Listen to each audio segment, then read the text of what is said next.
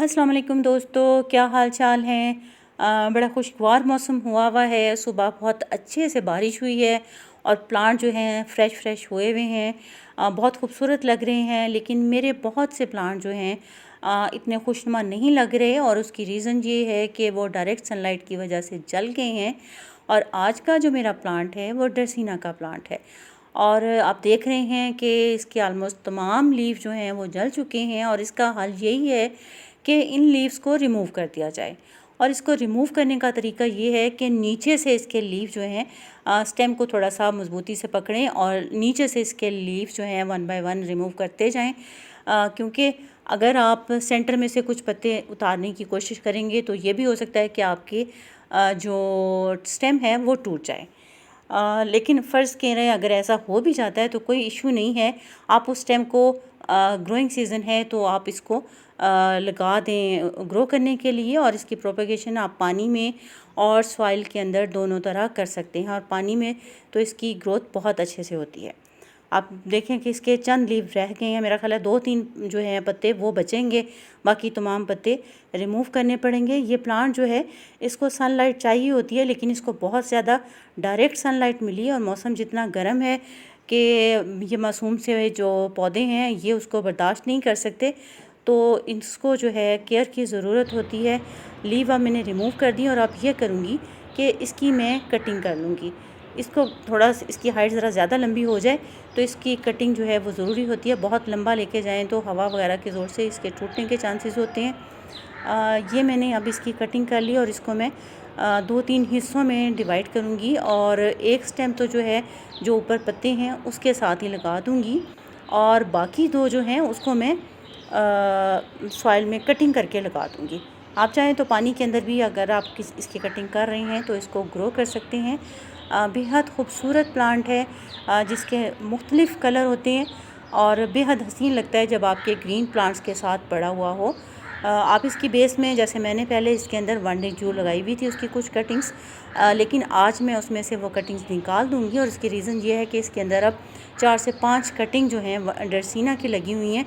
तो आप पॉट में से वनडे जू को मैं निकाल रही हूँ ताकि ये प्लांट की ग्रोथ अच्छे से हो सके। वनडे जू को मैं दूसरे पॉट में शिफ्ट कर रही हूँ जिसके अंदर ऑलरेडी ये वनडे जू लगी हुई है।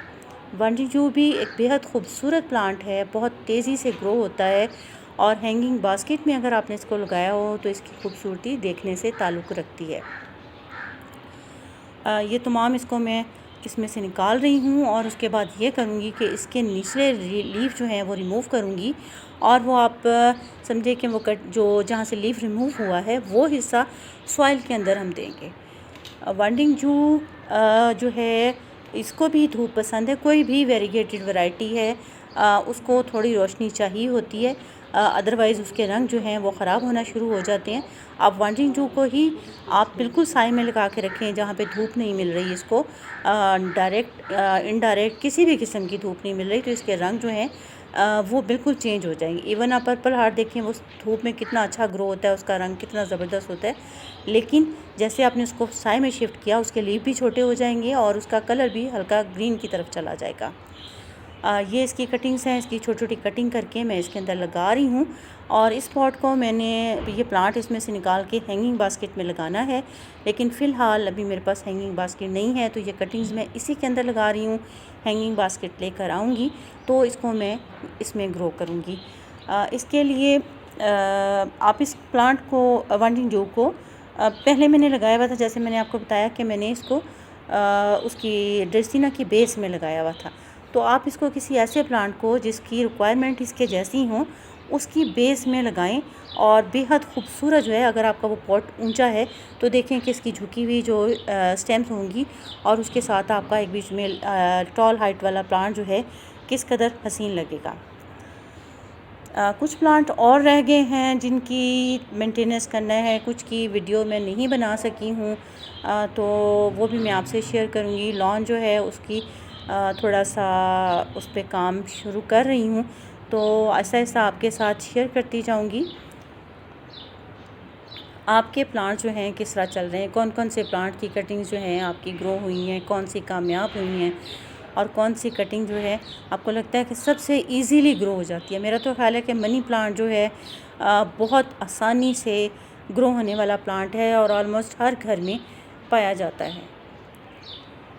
ये देखिए कटिंग जो है मैं सारी इसमें पहले माशाल्लाह से इसकी ग्रोथ बहुत अच्छी चल रही है।